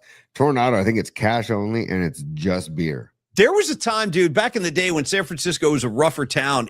Lower Haight, you kind of rolling the dice going down to Lower Haight. Barbecue, dude. Nikki's Barbecue and Spaghetti Western. Remember Spaghetti Western? Come on. Of course. I used to take you to Spaghetti. Dude, I love Nikki's Bar. I know, I miss it. Lower Haight used to really have a lot of heart, and it still does. It's cool, but it used to be kind of edgy, like almost dangerous. Right, and I kind of like that. Yeah. Dude, it was like Peter Tosh stepping razor. You know? Slicing away, brother. Slicing away. Watch my size. I'm dangerous. Yeah. So dangerous. If you want to live, you better treat me good. You're going to eat lead soup, okay? You're going to eat lead soup. Yeah. These are lyrics, by the way. These are Peter Tosh lyrics from the song Stepping Razor. So anyways, that's why the fact that they made the Marley movie and did not include Tosh. Yeah, you can be done with that too. Throw that Bob Marley movie on the pile with the Pro Bowl. And by the way, I want to tell you this too, Tony. I've said this before. I'll say it again. Make sure you check out the Blue Oyster Cult cover of Steppin' Razor. Oh, dude. Yeah. Wow, I will. Check it out. It's out. Back to my pipe dream of Dom Peralta. I want Dom and Stellar Design to design the new Niners Stadium. That's going to be south of the mini spheres. Tommy, whip me up a new stadium if you could quickly. And I need it to hold about 70,000. So you can sketch that out for us today. I appreciate that. Tony's got you working on stadiums now. No big deal. Should just have that done by the end of the week. Yeah. I guarantee you Dom's concept would be better than the Erector set down in St. Clair. I do too. Yeah. I promise you. Dom will build us a station with no substations at all. You know, no substations and access to every single sphere, all three spheres. If you want it, if you get season tickets, you get access to all three spheres. It's a great deal. Right. And you got Longbridge Pizza around the corner. You got Standard Deviant Brewery right there, and then you got Chase Center north of you, and it all ends at the granddaddy of them all, the freaking gem that is Oracle Park. God, I love Oracle Park.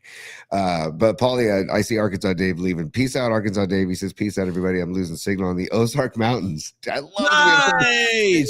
Arkansas Dave, much love. I appreciate the support. I really do, man. Enjoy the Ozarks for me. Give them some love on my behalf. All right, Paulie. So we're stoked on Raheem Morris. We're stoked on Luis Arráez. You're stoked on John Bon Jovi and Bon Jovi Friday coming up. I am. I'm looking forward to having Patty on. That'll be awesome. I want Arráez to be the new Giants leadoff hitter. Just cut the crap. Put him in the one hole and just let him do his thing. 21 strikeouts last year, dude, and over 620 at bats. That's insane. Harris, by comparison, I think Devers had 192 strikeouts last year. Yeah. Okay. Bader, the new guy Bader, who batted 277. He hit 277 last year, but he also had 136 strikeouts. So 21 strikeouts. That's Tony Gwynn stuff right there. That's seriously. Love it. And he's a contact guy. He's a lefty. I'm a lefty snob. I apologize. I'm a lefty snob. And put him up at the top of the order. Then give me some Jung Hoo, the other contact guy. And then give me Adames and Devers and Chapman and Bader and Eldridge and Ramos and then Bailey. So that's what we got, Paulie. And then lastly, if anybody's interested in Super Bowl squares, we're just doing a fundraiser for my son. And I just thought I'd throw it out to the PMP Familia for bleeps and giggles. No pressure, no nothing. But if you are interested, just email pauliespod@gmail.com and I can send you the link and you can grab a square and know that you're helping out Dominic Ryan get to Cooperstown in July, which will be a lot of fun. We're going to be there the same weekend that Jeff Kent's going to get inducted, so that'll be cool. It won't be hot in Cooperstown in July. No, it won't be humid either. But No, it'll be and hot I'm also gonna sleep at like on Rags' couch for like 3 nights too. He doesn't Oh. even know that yet. He doesn't know that yet, but I'm already gonna do it. So You and Rags, yeah, you definitely need to have a powwow with Rags. You can watch him punch himself in the stomach while he works out. I'm gonna send Megan and the kids to Manhattan, and I'm going to Rags. That sounds like a good idea for everybody involved. It really does. And by the way, final thing for today. I want to say, I meant to mention this earlier. You know what's really funny to me? All the Santa Clara talk, and this is the last thing I'm going to do today. I was looking at the weather forecast. Guess what, kids? 50% chance of rain on Super Bowl Sunday. Yeah. Dude, hilarious. I'm just throwing that out there. How great would that be? Yeah. It's not just us and all of us in the Bay Area here that think the Santa Clara thing is just the jig is up. Yeah, hey Jed, the jig is up, bro. We all know from the other side of the country in New Jersey. Well, he said the word. He said it's soulless down there, and that's he said the broke down amusement park and the empty. I mean, like, dude, it's not just the Bay Area's vibes here. You're looking for parking for the Super Bowl? Yeah, I think we got stuff over by the water slide. Just see if you can fit there, and if that doesn't work, it's parked by the haunted house. You'll be fine. I mean, what are we doing here, Tony? What are we? I don't know, man. And by the way, I see people asking the squares because it's a fundraiser. The squares are $25. So we're asking people just if you want to buy one square, go for it. They're $25, and I think there's payouts after every quarter, of course, first quarter, halftime, third quarter, end of the game. And then I think I forget what percentage goes to the Cooperstown fundraiser. But thank you for asking in the chat, you guys. I see you asking Pine Needle, Nutter, guys. Thank you, guys. And Anthony Merkovich checking in saying that that's a hell of a tournament because it's very competitive. I keep hearing that they put teams together from all over the country to just play in Cooperstown and beat the crap out of anybody. Like kids that don't even know each other. They're just like, hey, we'll take a kid from Texas, a kid from Louisiana, a kid from North Dakota, whatever. And they bring these guys together and they don't pay a dime. Somebody funds the whole thing and then they just go kick everybody's ass. So we're not expecting to, if we can win a couple games and have a great time, that's the whole goal. So yeah, it's like Billy Bob Thornton said in Friday Night Lights when he was getting his ass kicked at halftime. He looked at his team and he goes, listen, he goes, I don't care what that scoreboard says out there. Okay. You're going to have to come up with some kind of speech like that. Hey, listen, guys, I know we're down 19-3. It's the third inning. Don't even worry about that. All right, Tony, thank you for everything today. Thank you, Merkovich. Thank you, Will Sparks. Thank you, Noemi, my dear.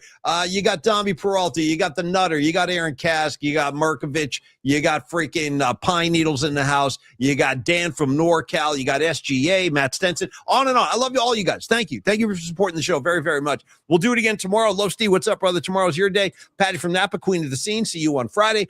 I'm out. Tony, that's it. It's in your hands now. Take us home, kid. Paulie, tomorrow we got to do a healthy bookmark segment. That'll be a lot of fun. Oh, on the way out, dude. On the way out, SGA Sports Talk. Dude, just became a PMP member for 2 months. Thank you, SGA Sports Talk. Thanks for the support, brother. And appreciate that. And again, like and subscribe if you can at Polymax Particles on YouTube. And a heavy bookmark segment tomorrow. We got to do the Aussie tribute. There's some fun stuff. Eyes Wide Shut. We got to check in Eyes Wide Shut. We got some other stuff we can go and get into tomorrow, P. So thank you, brother. Until then, business hours are over, baby. It's business. It's business time.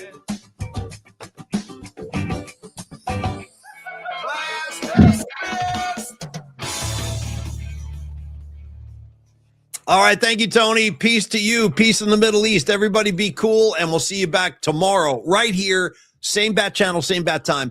High noon, y'all. We will be ready to rock. Everybody have a wonderful Monday. I think Sharks at Blackhawks tonight. You can get a little Sharks action in you. And then tomorrow the Warriors are taking on, I believe it's Philly at Chase Center. We'll talk about that as well. But enjoy your Shark game and watch that Niner parts 3 and 4 tonight on the AMC channel. Parts 1 and 2 were amazing. I was crying. I was getting angry at Jed. It was a combination of things going on. We'll talk about it tomorrow.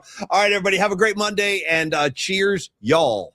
Remember, no night flight Wednesday, 4:20. Starts a 4:20 show on Wednesday. Thanks, y'all. See you tomorrow. High noon.